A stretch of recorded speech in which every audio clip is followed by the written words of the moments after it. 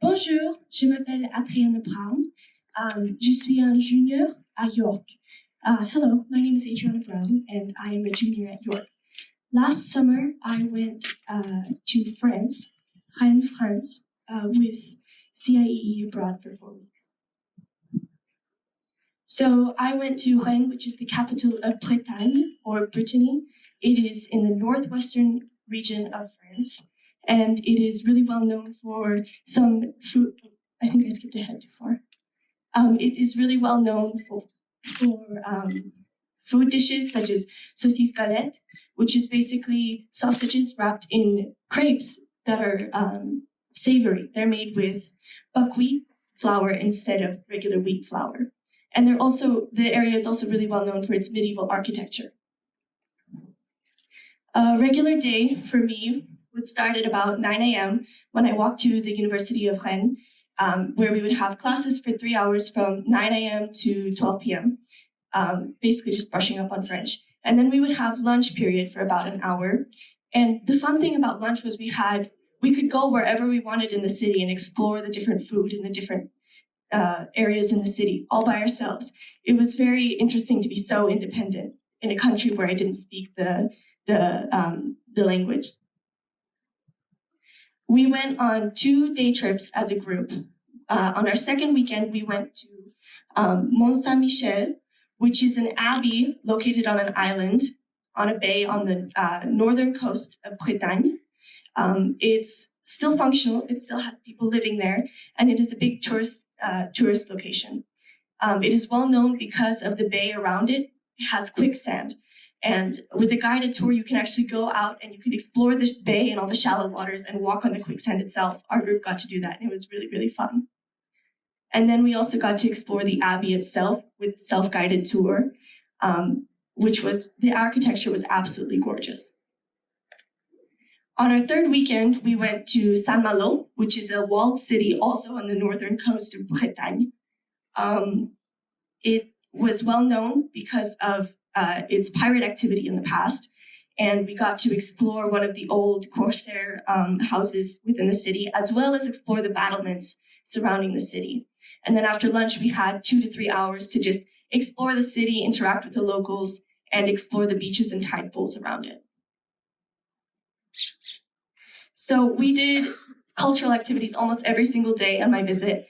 And although I wish I could talk about every single one, the 2 that really stood out to me were our trip to Le Musée des Beaux-Arts and when we did a baking activity in our first week. Le Musée des Beaux-Arts is a small museum located downtown Rennes that has older painting styles and more contemporary and modern ones. And it was very peaceful and very beautiful. Some of my favorite landscapes I saw there, and there was even a copy of the Mona Lisa. And then our baking activity that we did the first week was especially interesting because we had no English instructions. We were given entirely French instructions to make cakes and then caramel cream that went on top. It was very delicious. My host family was probably one of my favorite parts of visiting France. They were a wonderful support system, and they really helped me immerse myself into the culture. I spoke almost entirely French with them, and sometimes there were, a little bit of miscommunication, but overall, I connected really well with them. I would often go on walks with my host mom, and I would talk about languages with my host sister because we were both very passionate about that. So overall, I think going to France was a really, really good decision for me. I am a very anxious person in general, and I'm usually dependent on the people around me. Going to France gave me this new level of independence I've never felt before, and it helped me depend more on myself, and it helped me realize that I want to go out there again. I want to go to different countries. I want to visit other areas of the world, and I want to expand myself globally. And I would 100% suggest for another student to go abroad, whichever country they're interested in, whatever language they're interested in. It will be a good experience in this global society we have. You never know what you'll find out there. Thank you. Spectacular. Hello, my name is Maddie Gill. Similar to Adriana, I also traveled to, I think I need to cue my slide. I also traveled to France this summer, but rather than Rennes, I went to Paris and studied language and culture there. So first thing you need to know about Paris is that basically it is shaped like a snail, filled with different arrondissements or districts. I lived in the 14th, but I went to school in the 6th. This was really famous for all the shopping opportunities that it provided. And my school was directly across the street from a Louis Vuitton store. So that's definitely something unique. And I also featured Montmartre on here in the 18th arrondissement. So if you're in global cinema, you'll probably recognize that one from Amelie. And I just wanted to include a few more sites that I saw. The street art was absolutely incredible, as well as the Eiffel Tower. I don't think you can go to Paris without spending an excessive amount of time there. Next thing I really wanted to feature was my daily life. So every morning I would have breakfast with my family, and then I was living with both a host mom and a roommate. So together we would take the metro to school every morning. We wanted to take the bus, but never quite got there. And then we would have French classes for about 3 hours every day. After that, it was always followed with a cultural activity, which varied greatly, and I'll get into that a little bit later, as well as free time before returning in the evenings to have dinner with our host families. And this was really one of the most, important parts of my experience, or fundamental, because this was the opportunity where I was kind of forced to speak French literally the entire time. And I really did pick it up right about the second week. In terms of culture, I just wanted to feature a few more sites. Obviously, we had a lot of incredible French food. This also features more simple things like the cats that are always in the windows of shops, and just generally sites that there are to see. The next thing I really wanted to touch on, though, is art. And this was a component that wasn't really advertised within my program, but it was something that I really grew to enjoy. And I'll talk about museums in a moment, but you can't go to Paris and not appreciate all of the beautiful art and architecture that surrounds you. And I enjoyed it so much that it actually inspired me to take another year of art here. And here is most of what my free time was composed of. As you can see, I have a bit of a laundry list filled with all the places that I wanted to go, some crossed off, some not, as well as pictures at different museums that I visited. So some of the most notable on here are the Louvre. Obviously, I'm with the Mona Lisa over there, as well as the Central Pompidou, which is more contemporary and modern art, and the Musée d'Orsay, and I really enjoyed their exhibit on expressionism there.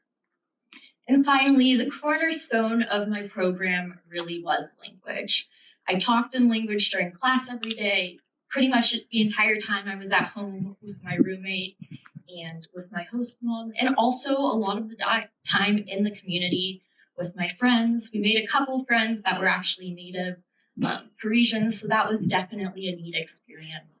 And the biggest thing I gained from language was just conquering my fear of speaking in French. I've been taking it for 3 years.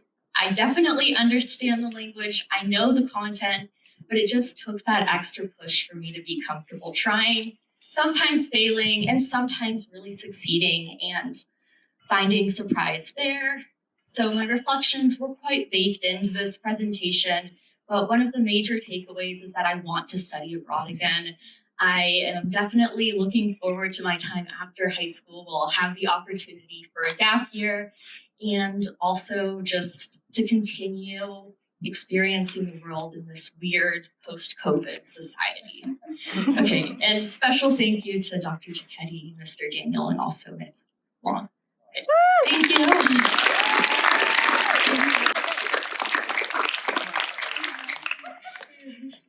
Okay. Hello, everybody. If you don't know, my name is Celeste, and this is Ben. And this past summer, we traveled with about 30 other kids to study aquatic ecosystems and sustainability in Portugal. We just wanted to mention quickly that unlike Adriana or Maddie, instead of staying with the host family, we stayed in a hotel with a roommate. Okay. So part of the significance of this trip was being in Setúbal, Portugal, which was the location. It's about 30 minutes south of Lisbon, which is the capital of Portugal. And it was really nice. It was really nice being in this town because it was a small coastal town which was less touristy, so we were able to enjoy the shops and restaurants without being flooded with tourists. And the city was located right at the opening of the Sato River, so it was an estuary going out into the Atlantic Ocean, and this helped us study all sorts of different environments and ecosystems on our trip. And right next to it was Arabida, which was a national protected forest similar to Big Sur. So we were able to see very natural ecosystems and be able to enjoy the oceans and beaches without a lot of pollution and other issues such as fishermen, which Portugal tries to protect the oceans from.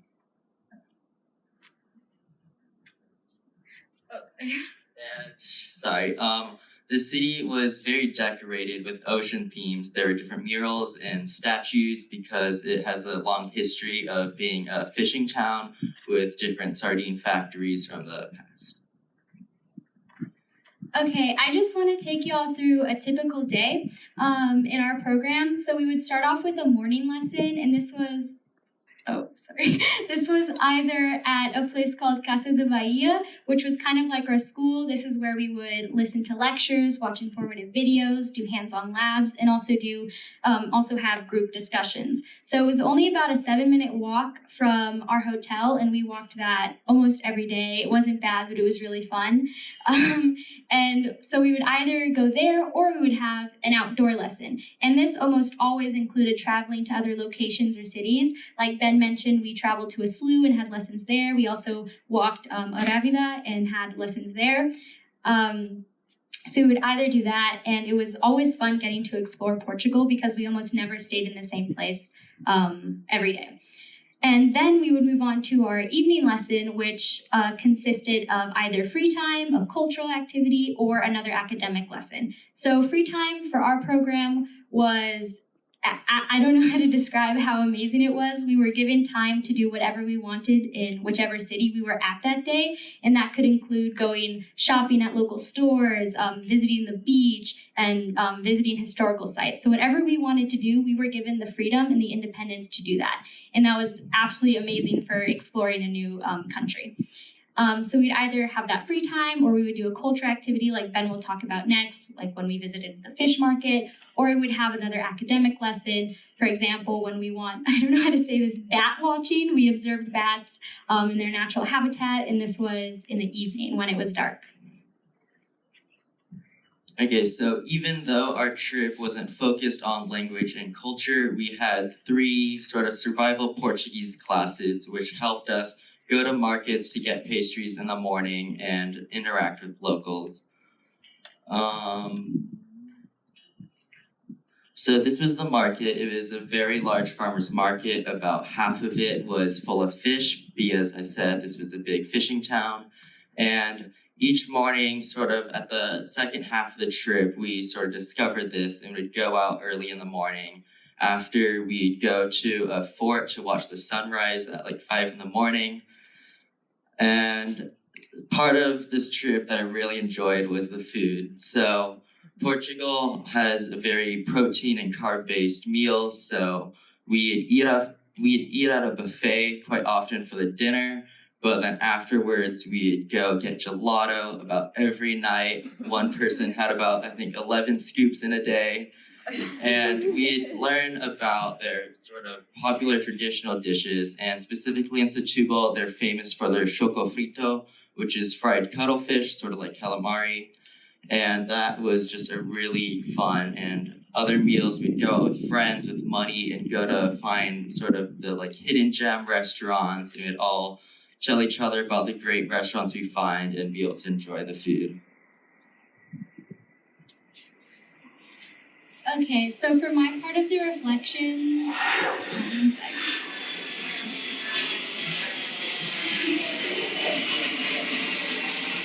So I've always had a love for marine science. I grew up with the aquarium, but this definitely confirmed that love. But it also introduced a new passion for environmental ecology and justice that I want to pursue in the future that I don't know if I would have if I would have realized without the CIEE trip. And just like Maddie and Adriana, it introduced me to a sense of independence that I had never experienced before, and that I now want to do. I want to go to other countries, and I want to have that independence again. And that's why I'm looking into colleges that have great study abroad programs, because I really want to do this again. I too now have a larger interest in environmental science, and I'm planning on studying that in college.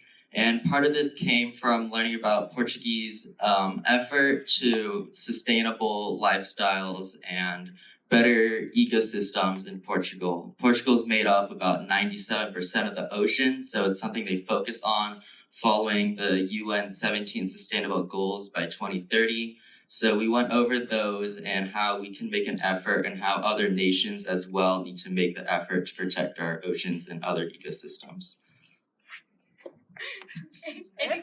Okay.